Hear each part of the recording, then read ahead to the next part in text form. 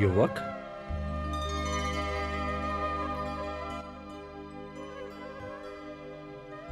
गुरुदेव, आप? सुहृदय, प्रणाम प्रभु। आयुष्मान भव। पुत्र, ये तुम्हारे दादा श्री अर्जुन हैं। हाँ, गुप्त क्षेत्र में हम अल्प समय के लिए मिले थे। प्रणाम दादाश्री। विजयी भव पौत्र। गुरुदेव, मुझे युद्ध की सूचना मिली और मैं चला आया। हाँ वत्स, युद्ध की घोषणा हो चुकी है। अब हमें अपने पक्ष की शक्ति का विस्तार करना होगा। गुरुदेव, अब आपको चिंता करने की क्या आवश्यकता है? आपका शिष्य सिद्ध क्षेत्र से सिद्धियां प्राप्त करके लौटा है। मैं अकेला ही समस्त कौरव सेना को समाप्त कर सकता हूं।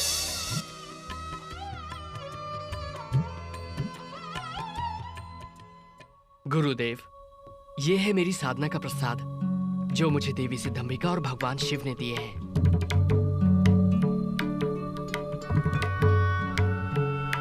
इन बाणों की विशेषता क्या है पुत्र? पहला बाण जब चलेगा तो जिन लोगों के वध की मैं कामना करूंगा, ये उन पर मृत्यु चिन्ह बना देगा। पौत्र, ये कुछ अतिशयोक्ति नहीं लगती? नहीं दादाश्री, जब ये दूसरा बाण चलेगा तो जिन जिन के शरीर पर मृत्यु चिन्ह का निशान है, ये उनका वध कर देगा। तुमने इन बाणों की कभी परीक्षा की है? अब युद्ध होने ही वाला है, परीक्षा भी हो जाएगी। मान लो कि ये वृक्ष कुरुक्षेत्र है और इसके ये सारे पत्ते शत्रु सेना। इन पर अपने बाणों का प्रयोग करके दिखाओ।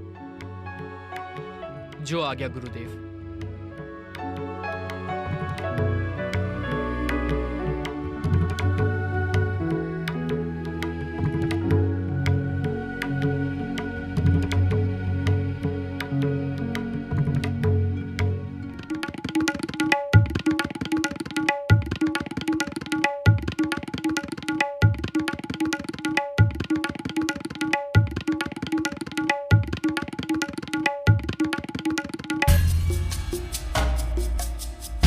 इस वृक्ष के सारे पत्ते मेरे लक्ष्य पर हैं गुरुदेव।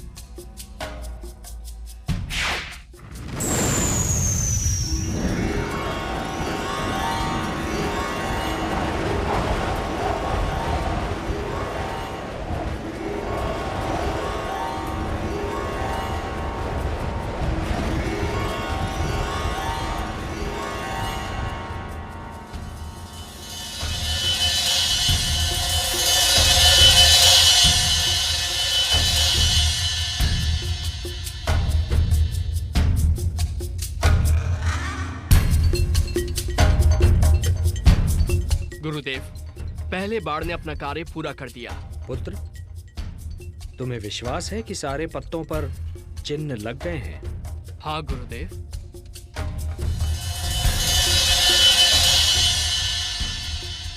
गुरुदेव, अब मेरे दूसरे बाण को छोड़ने से जितने पत्तों पर चिन्ह हैं, वो भूमि पर गिर जाएंगे।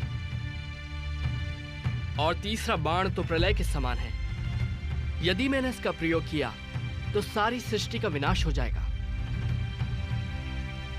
मैं इसका प्रयोग कभी नहीं करूंगा। रुक जाओ पौत्र। अब मुझे पूर्ण विश्वास है कि इस महायुद्ध में हम पांडव दुर्बल नहीं हो सकते। दुर्बल तो अब कौरव लगते हैं। ऐसा मत कहिए दादाश्री, अन्यथा अनर्थ हो जाएगा। क्या अनर्थ होगा पुत्र? गुरुदेव, मैंने देवी सिद्धंबिका तथा भगवान शिव को वचन दिया है कि युद्ध में जो पक्ष कमजोर सिद्ध होगा, मैं उसकी ओर से युद्ध करूंगा।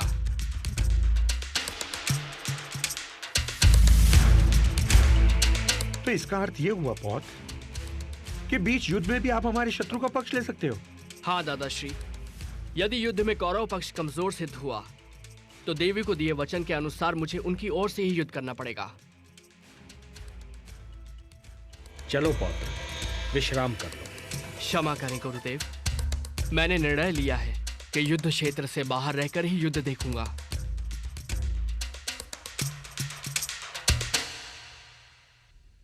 चलो पार्थ।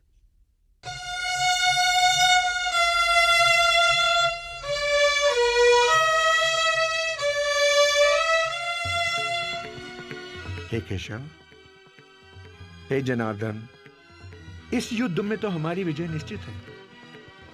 निस्संदेह, किंतु जो मैं अभी सुनकर आ रहा हूं उसका अर्थ यह है कि पहले हमें पराजय की सीमा तक पहुंचना होगा, और पराजय का अर्थ है पांडवों में से 2-3 की मृत्यु और पांडव सेना का विनाश।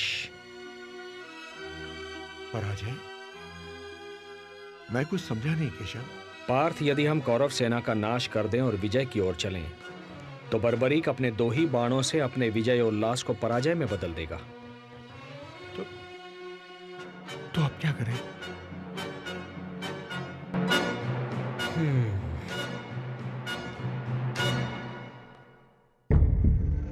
तुम ही बताओ मित्र, क्या सचमुच बर्बरी के बाण चमत्कारी होंगे? अवश्य मित्र, यदि वो बाण महादेव ने स्वयं बर्बरीक को दिए हैं तो निश्चित ही वो चमत्कारी होंगे।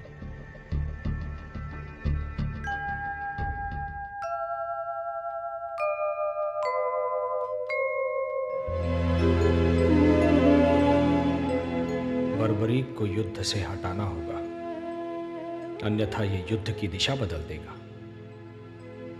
यह धर्म युद्ध है। धर्म को बचाने हेतु अब यही एक विकल्प शेष है।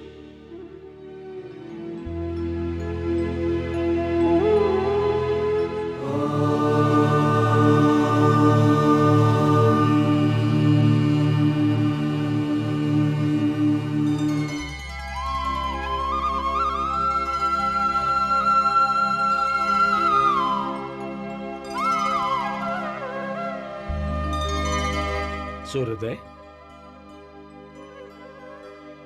प्रणाम गुरुदेव। प्रणाम दादाश्री। आयुष्मान भव।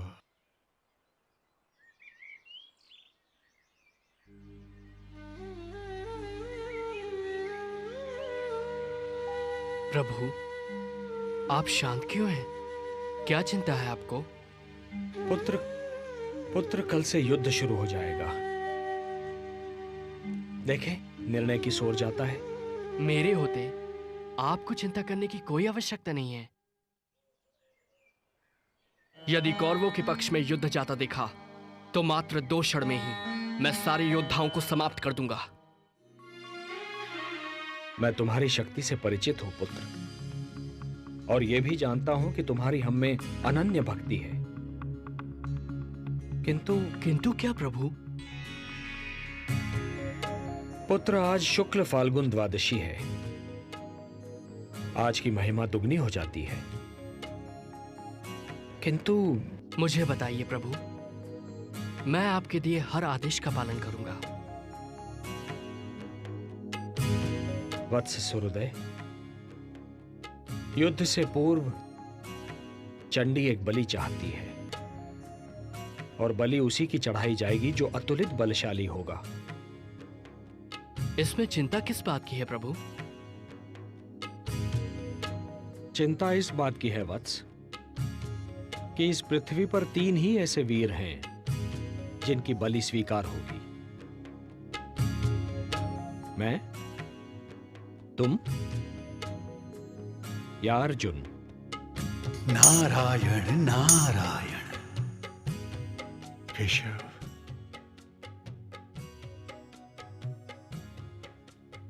बस इतनी सी बात है केशव? क्या यही आपकी चिंता है? तो है जनार्दन, इस बलि के लिए मैं अपने आप को प्रस्तुत करता हूं केशव, अपने आप को। तुम ये नहीं कर सकते पार्थ, ये धर्म युद्ध है। यदि एक भी पांडव कम हो जाएगा तो ये युद्ध धर्म युद्ध नहीं कहलाएगा।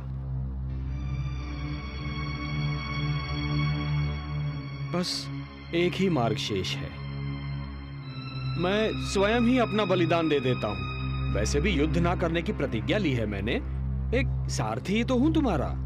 नहीं केशव, नहीं।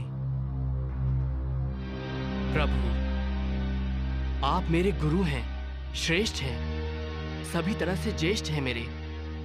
ये अधिकार सिर्फ मेरा है, मेरा। मुझे आज्ञा दीजिए प्रभु, आपके चरणों की सौगंध खाकर कहता हूं, आपके उद्देश्य को पूरा करने के लिए मैं अपने शीश की बलि देता हूं।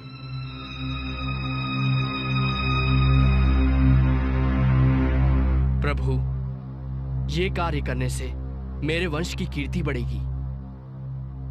ये सौभाग्य मैं अपने हाथों से नहीं जाने दूंगा प्रभु।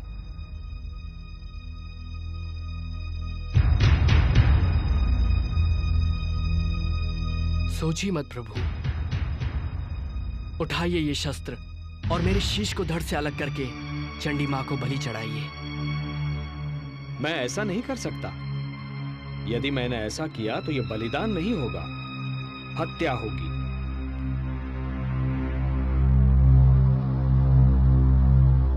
जब मैं स्वेच्छा से ये शीश आपको सौंप रहा हूं तो ये हत्या नहीं कहलाएगी। धर्म यह कहता है वत्स कि बलिदानी स्वयं दान दे। यदि मैं ऐसा करता हूं तो वो हत्या ही कहलाएगी।